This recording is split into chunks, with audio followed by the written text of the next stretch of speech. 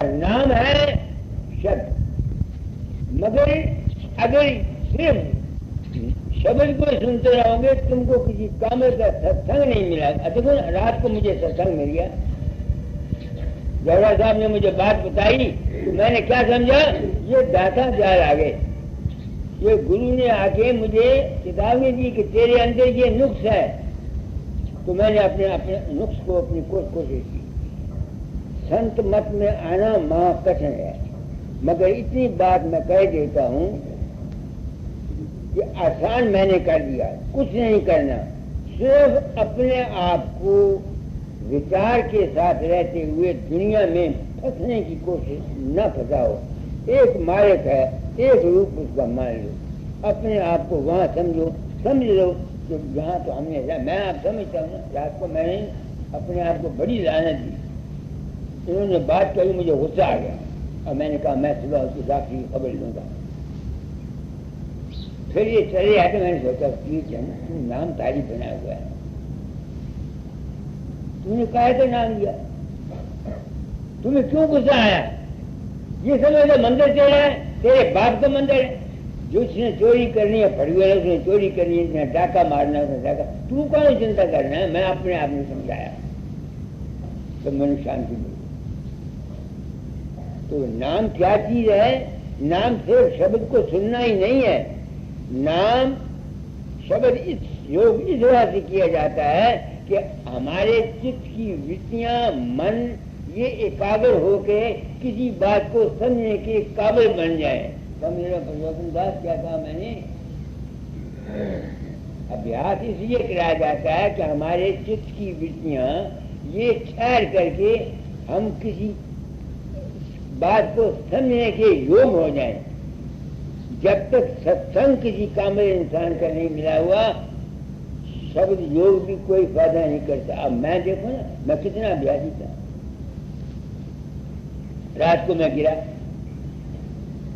रात को मैं गिर गया। क्यों गिर गया? कि मुझे गुरु ज्ञान भूल गया था। मैं भूल गया था कि मैं कौन हूं। मैं तो फंस गया दुनिया में, मंदिर में अपना आप को फंसा लिया कि मेरा मंदिर है, तेरे बाप का मंदिर। मैंने रात को बड़ा अपने आप को कर्ज किया। तो आप लोग आ जाते हैं, मैं तो ऊंचा चला गया, मेरा अपना कर्म हो गया, आप लोग आ जाते हैं। मैं बहुत अब तो चाहता हूँ दाता ठीक से आ जाए, ऐसे देते रहे। कितना सिर खपाऊँ, आप पर कोई मेरा एहसान नहीं है। मेरे दिल में जज्बा था कि जो कुछ मेरा अनुभव होगा बता जाऊँगा। इस राजा स्वामियों की बानी ने, इन गुरुओं ने ऐसी बानियाँ क्या कह दिया, हम गृहस्थियों को बेवकूफ और पागल बनाया हुआ है। मैं ये बेखौफी से कहता हूँ, सच्ची बात को हमको बताता नहीं। गुरु के चरणों को धो के मैं भी मर गया पीता, आप भी पी के मर गए। गुरु के चरण प्रकाश है, नूर है, अपने अंतर प्रकाश के साथ इनको पकड़ो, तब गुरु के चरण पकड़ोगे। मगर ये हो नहीं सकता क्योंकि तुम्हारे मन में दुनिया की वासनाएं हैं, क्रोध है, काम है, लालच है, लोभ है। तो क्या फायदा? जो आदमी चार के बीच हेरा फेरी करता है वो कहे मैं सतलोक से आ जाऊंगा, उसको बाप भी नहीं जा सकता, जो मर्जी चाहे। परवस्करी को नामदान प्रदान कीजे गुरु दीन दयाल। मैंने क्योंकि गुरु अपने आप कहता हूँ, नामदान यही मेरा नामदान, यही मेरा नामदान है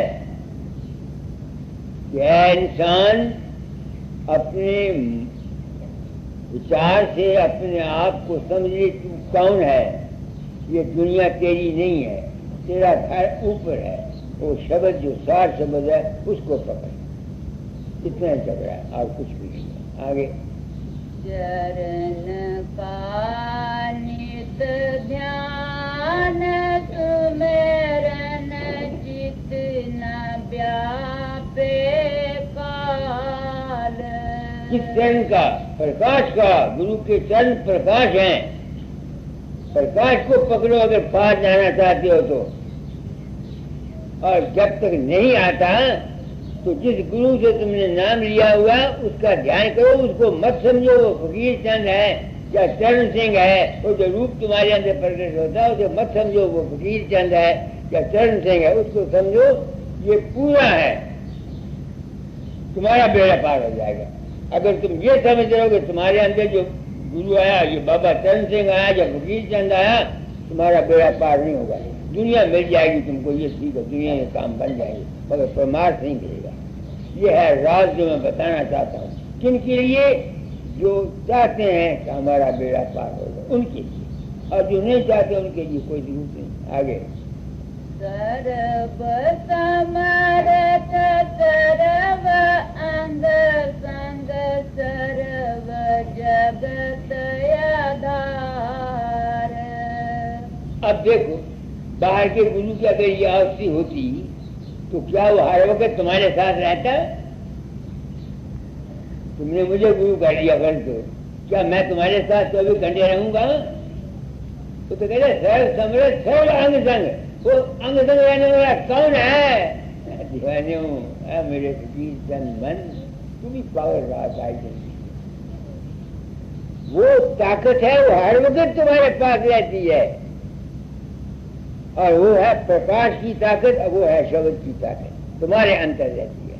पर इस कड़ी को क्या लिखा है?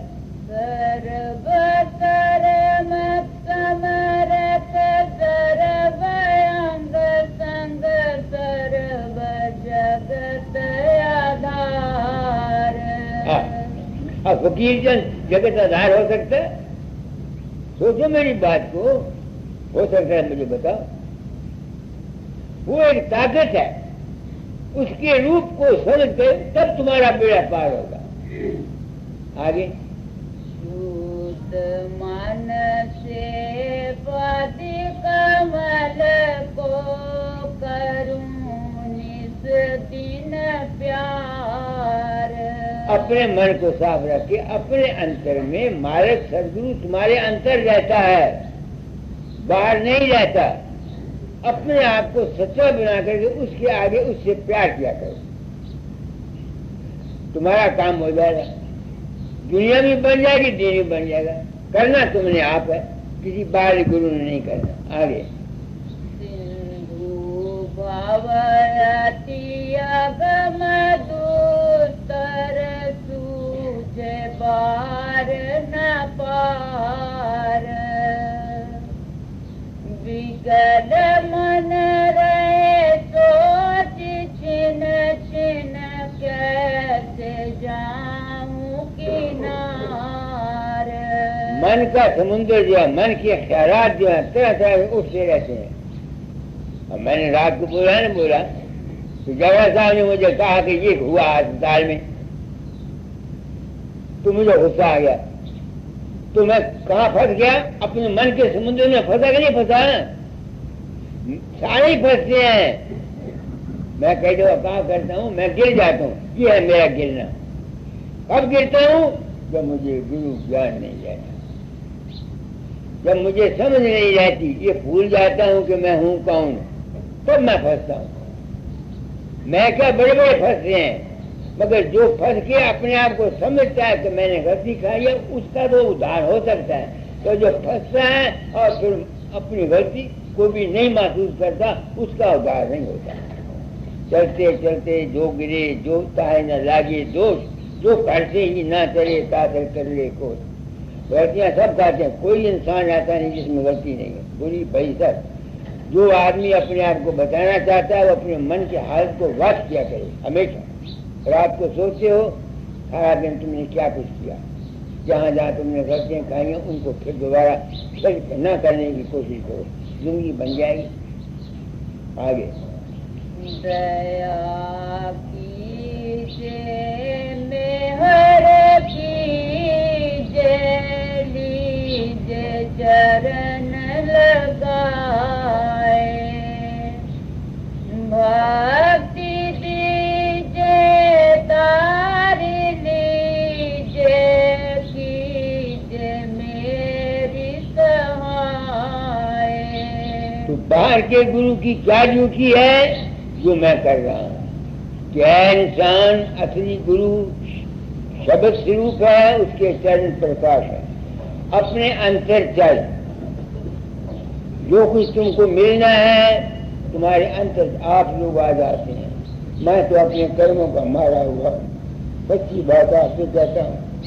न मैं जो कर्म करता सहन करता तो ना मैं मुसीबत में फंसता। मैं सुखी नहीं हूँ उस काम से। मंदिर बना बैठा, अब यहाँ के आज जो कर्मचारी हैं ये डाकू हैं, चोर हैं, दवाइयाँ बेचते हैं, डॉक्टर हो या कोई भी हो। फिर मैंने क्या लिया? मुसीबत अपने जान में नहीं, क्या किया क्या मैंने? मगर ये मेरा कर्म था। आप लोग आ जाते हैं, जो कुछ मैंने जिंदगी में समझा आपको बता दिया। नाम क्या है? गुरु का हुक्म। जो गुरु हुक्म देता है वो ही इंसान के लिए नाम, उसके ऊपर चलो। मैं नहीं कहता मैं गुरु हूँ। जहाँ जहाँ तुम जिस गुरु से मानते हो उसी गुरु को मानो। मैं तो गुरु बनने मैं तो गुरु मत को समझा है सच्चे दिल से, और सच्चे दिल से चाहता हूँ दादा आपने काम दिया था, मैं फंस गया जहाँ। मुझे क्या पता था कि मुझे ऐसे आदमियों से वाह पड़ेगा जो क्या करते हैं, जो मंदिर को बदनाम करते हैं। तो आज मैंने बहुत कुछ आप लोगों को कह दिया। मैं दुखी हूँ अपने मन से, इनसे नहीं, अपने मन से दुखी हूँ। तो तूने क्या लेना फकीर धन, 4 दिन की जिंदगी है, मंदिर रोज जाए तानू की। मगर रात को मुझे गुस्सा आ गया और मैंने महसूस किया कि मेरी गलती थी। तो आप लोग आ जाते हैं। आपको मैंने आज बता दिया कि नाम दान क्या, नाम क्या है और कैसे मिलता है। नाम रहे चौथे पद माही, वो तुम्हारी अपनी जात है, प्रकाश और शब्द का भंडार है। ये निचले दर्जे हैं। अगर दुनिया का मजा लेना चाहते हो मन का, तो निचले दर्जों का साधन किया करो, और अगर बिल्कुल पार जाना चाहते हो तो मन को छोड़ के ऊपर चले जाओ। दोनों ही बातें आरती कर दो। मर जाना और प्यार हो जा, मैं भी प्यार हूँ।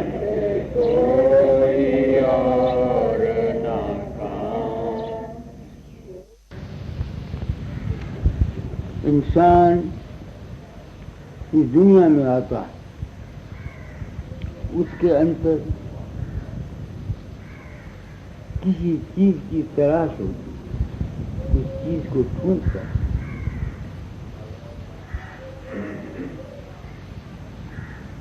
जिसको ढूंढता है उसकी कई शक्लें हैं। कोई दौलत चाहता है, कोई इज्जत चाहता है, कोई मान चाहता है, कोई शादी चाहता है, कोई औलाद चाहता है। ये सब चीजें अगर मिल भी जाए फिर भी वो तलाश खत्म नहीं होती आदमी की। आज पैसा आ गया, क्या वो तलाश खत्म हो जाएगी? आंख लगी रहती।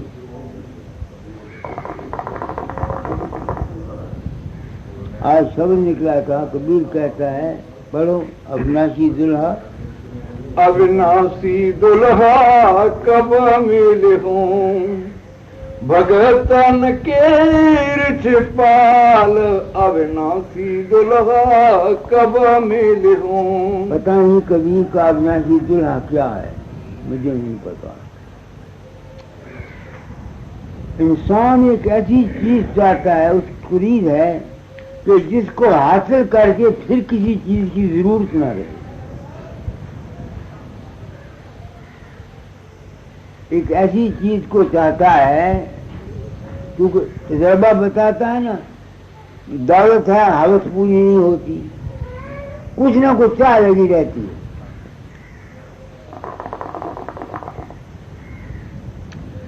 वो अविनाशी दुल्हा क्या है? तो अपनी आत्मा से पूछता हूँ, किसी सन तू अविनाशी दुल्हा क्या समझता है? अविनाशी दुल्हा हमारी वो अवस्था है जहाँ हमको शांति मिलती है, तस्कीन मिलती है। और खामन करती है ना उसे क्या मिलता है? एक किस्म का आनंद मिलता है और खुशी मिलती है। यही है ना दुल्हन और दूल्हा, उनका क्या मतलब होता है कि एक ऐसी अवस्था उनके अंदर जब मिलती है, ऐसी अवस्था छा जाती है जहां उनको खुशी मिलती है, आनंद मिलता है, मस्ती मिलती है। तो अविनाशी दूल्हा मेरी समझ में क्या है, वो अवस्था जहां इंसान अपने आप को बिल्कुल भूल जाता है। जिस तरह स्त्री पुरुष के मेल से इंसान भूल जाता है अपने आप को, शांति मिल जाती है। तो अविनाशी दूल्हा अगर कोई और है कबीर का, तो वो तो मुझे मिला नहीं, न मुझे पता। मैं ये समझता हूं कि परम शांति का मिल जाना ही अविनाशी दूल्हा है। अब इस परम शांति को हासिल करने के लिए क्या तरीका है? जो तरीका मुझको मिला उसका मैं बता सकता हूं। गो अभी तक परम शांति मिली नहीं, रहता हूं, जिंदगी मौजूद है, एक उस घर का पता लग गया कि परम शांति कहाँ है। परम शांति कहाँ है? सब कुछ भूल जाने में है।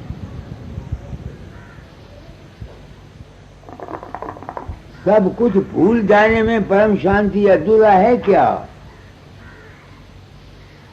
इसलिए पुरुष मिलते हैं, उनको एक किस्म की शांति मिल जाती है। जो उनके अंदर एक काम की अंग का एक जोश होता है वो खत्म हो जाता है। दूसरे महीने में अविनाशी दूल्हा कब मिलता है? जब जिंदगी का जोश खत्म हो जाता है।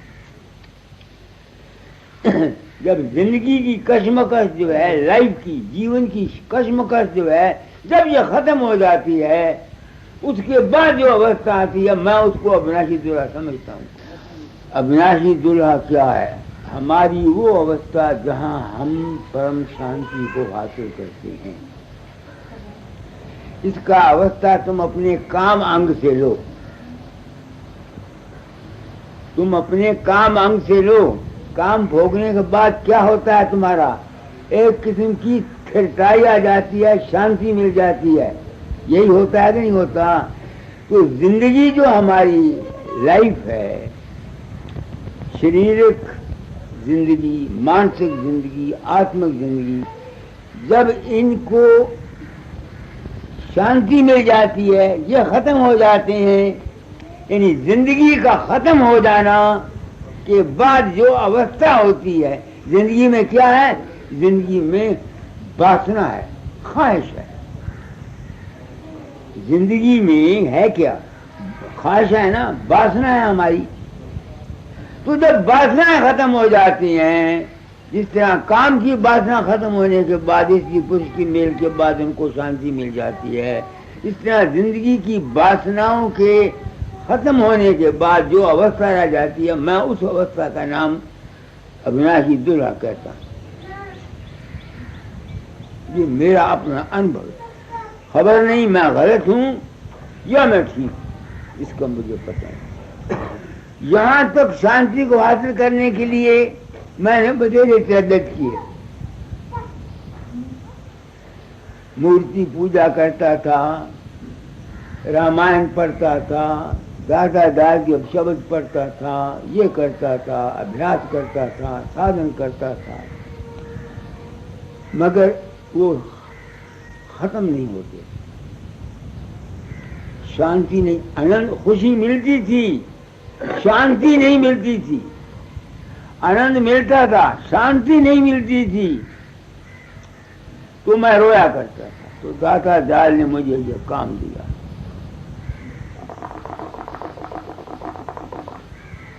और कहा था तुमको सच्चा सदगुरु सत्संगों के रूप में मिलेगा।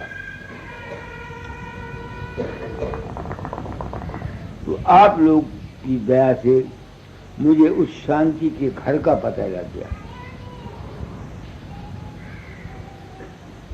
वो कैसे पता लगा? मैं मन में रहता हुआ तरह तरह के ख्याल की कलाबाजियां किया करता था, आनंद लिया करता था, बातें किया करता था, गुरु स्वरूप के साथ बातें करनी और तरह तरह के ख्यालात उठने, विचार उठने, भाव उठने। तो जब से मुझे तुम लोगों से पता लगा कि मेरा रूप तुम्हारे अंदर प्रकट होता है, मैं नहीं होता। दाता दयाल ने मुझे कहा था, फकीर चोरा छोड़ने से पहले तालीम को बदल जाना। मैंने जो कुछ खुद अनुभव किया अपनी जिंदगी में वो कहता हूं, दावा किसी बात का नहीं। अब जब मुझको ये यकीन हो गया कि मैं तुम्हारे अंदर नहीं जाता, तो जो कुछ मेरे अंदर प्रकट होता था, मैं ख्याल करता था, वो क्या था? वो मेरी जिंदगी थी, वो मेरा जीवन था। शारीरिक जीवन, मानसिक जीवन, आत्मिक जीवन, तीन किस्म की जिंदगियां हैं मेरे तुम्हारे अंदर, मेरे अंदर। एक जिस्मानी, एक मेंटल और एक आत्मिक। तो ये तीनों जिंदगियां जब खत्म हो जाती हैं, इनसे गुजर जाता है, उसके बाद जो अवस्था पैदा होती है उसका नाम है अविनाशी दुल्हा। ये मैं समझता हूँ। यही संत मत कहते हैं, तीन छोड़ चौथा पद जीना, सतनाम सतगुरु को जीना। मगर यहाँ तक तुम लोग आए हो, तुमको वहां तक जाने की जरूरत है क्या? आप लोग उस अवस्था को हासिल करने की कोशिश करते हैं? नहीं। क्यों? आप लोग आनंद चाहते हैं, खुशी चाहते हैं, आनंद चाहते हैं, खुशी चाहते हैं। किसी के लड़का का नौकर नहीं हुआ, किसी के बच्चा नहीं पैदा हुआ, तो ये संत मत ऐसे आदमियों के लिए नहीं है।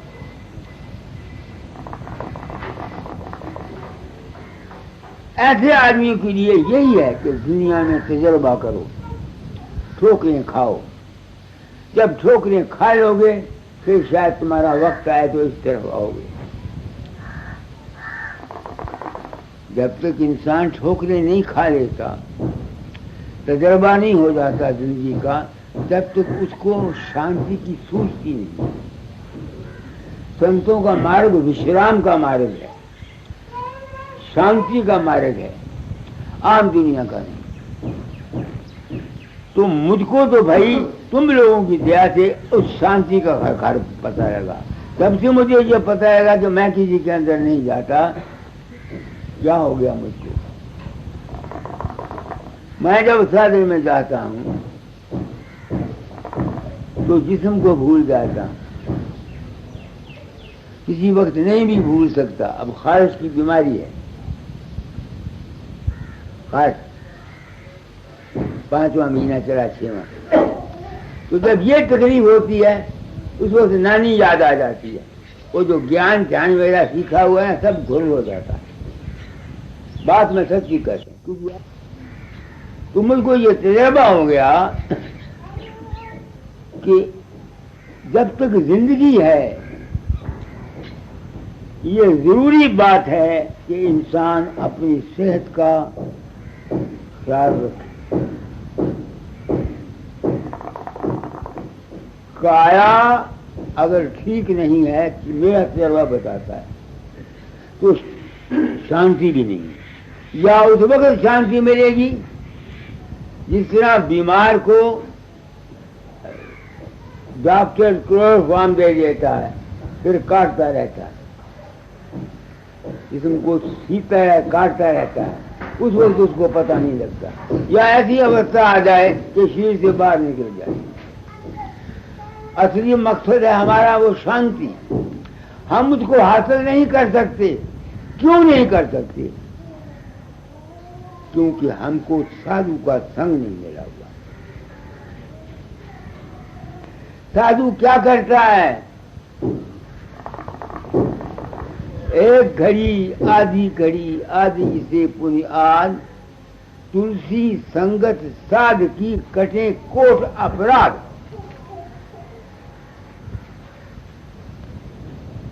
यही है ना वाणी कबीर की, एक घड़ी आदि से पुनि आद, तुलसी संगत साध की कटे कोट अपराध। अपराध कहते हैं गलती को। मैंने कोई गलती खाई, आपको तकलीफ हुई, तो मैं कहूँगा महाराज मेरा अपराध क्षमा कर दो, मेरी गलती क्षमा कर दो। तो जो हम गलतियां खाते हैं जिंदगी में, साधु के संग से उन गलतियों का पता लगता है। अगर हम चाहें तो फिर अपनी गलतियों को दूर कर सकते हैं। इतना ही है साथ की संगत की में।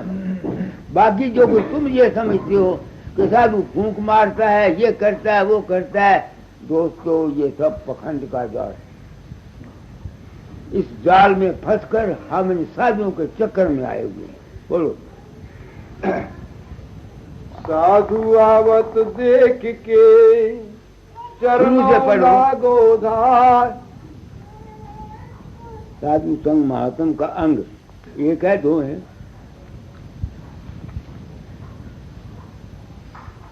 अपने समय भाई मैं पूछता हूँ कि मैं अगर साधु हूँ तो मैं तुम्हारी क्या मदद कर सकता हूँ? पढ़ो। साधु आवत देख के चरणों लागो धाय, क्या जाने इस भेष में हरे आपे मिल जाए। ये अब मैं पूछता हूँ, क्या साधु के भेष में परमात्मा मिल जाता है? ये सवाल है जो मैं नुक्ताचीन हूँ।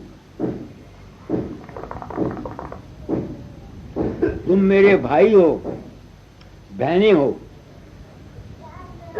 मैं अपनी नीयत से तुम लोगों को धोखा नहीं देना चाहता।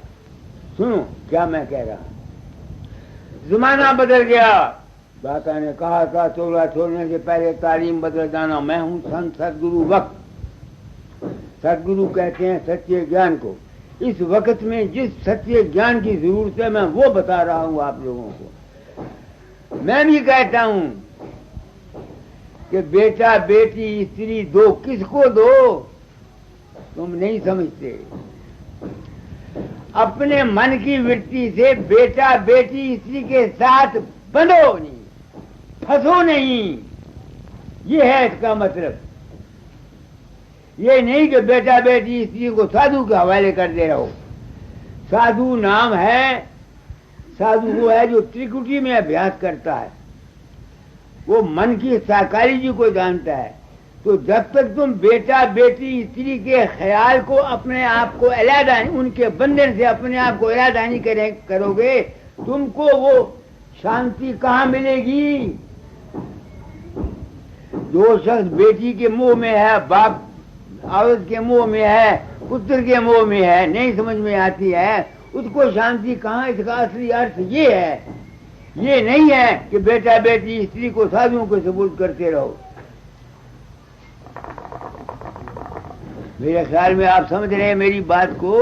ये ठीक है बेटा बेटी स्त्री, इसका ये मतलब है कि अपने मन के साथ, इनके साथ जो तुम्हारा मोह है, जो तुम इनके साथ बने हुए हो, इस मोह को त्याग दो, तब तुमको वो चीज मिलेगी। ये नहीं कि बेटा बेटी स्त्री साधु के पास जाके छोड़ जाओ। जाके समझ में आती है बात आपको? बानी गलत नहीं है। सार भाव को कोई समझता नहीं है। बानी जाल महाजालम। ये बानी के जाल में जो फंसा बुरी तरह मारा गया। हम सब सत्संगी, मैं खुद बानी के जाल में कितनी मुद्दत फंसा रहा, मैं खुद बानी के जाल में कितनी मुद्दत फंसा रहा। आरतियां करो भाई। मैंने सोने के ताज बनाए, चांदी के हुक्के बनाए, सिंहासन बनाए, वो फोटो मेरी टंगी हुई है वहां। आरती के मैंने ये है, आरत हो करके, दीन हो करके, नहीं समझ में आती है, अपने आप को अपने इश्क के सपूत अपने अंतर करो, ये है आरती। हम तो थाली में दीवा बाल करके आरती करते हैं। आरत के मैंने है, आरती आरत से निकली है ना। आरत के मैंने है जो दीन है। अपने अंतर में बैठकर सत्य होकर, दीन होकर के अपने मालिक से या अपने इश्क से प्रार्थना करना, उसके शरणागत होना, ये सच्ची आरती है। बाकी की जो बाहर की आरती है, दीवा जलाना, धूप सुखाना, ये करना, ये करना, ये करना, ये सिर्फ बाहर मुक्ता है, इसमें असलियत नहीं। क्या काम है मासूम? आरती ठीक है, बेटा बेटी स्त्री का देना भी ठीक है, दुनिया ने उस अर्थ को समझा नहीं है कि उसका भाव क्या है। साधु के मिलने से क्या मिलता है? आदमी को खुशी मिलती है, मगर वो खुशी कैसे मिलेगी तुमको? साधु के बात को सुनकर, समझकर और विचार कर। सुखमणि साहब आपने पढ़ी होगी, उसमें क्या लिखा हुआ है? प्रभ सिमरन से पतवंते, प्रभ सिमरन से धनवंते, प्रभ सिमरन से दुख का नाश, प्रभ सिमरन से ये। आगे वो क्या कहते हैं? प्रभु का सिमरन साधु के संग करो। सिमरन कहते हैं याद को। साधु के संग बैठ के ये पहले दरियाफ्त करो कि प्रभु है क्या चीज। इसका नाम है साधु के संग बैठकर प्रभु का सिमरन करना। सिमरन कहते हैं याद को। साधु के संग में बैठकर ये गोष्ठी करनी कि परमात्मा का रूप क्या है, प्रभु है क्या। फिर आगे वो लिखते हैं सुखमणि साहब में, प्रभु जी बसे साध की रचना। अगर किसी ने प्रभु का सिमरन करना है, यानी प्रभु की याद के मैंने जानते हो ना कि प्रभु है क्या चीज, तो वो प्रभु रहता कहाँ है? साधु की जुबान में रहता है, जीव में तो लघु रहता है। जो वो वाणी कहता है, जो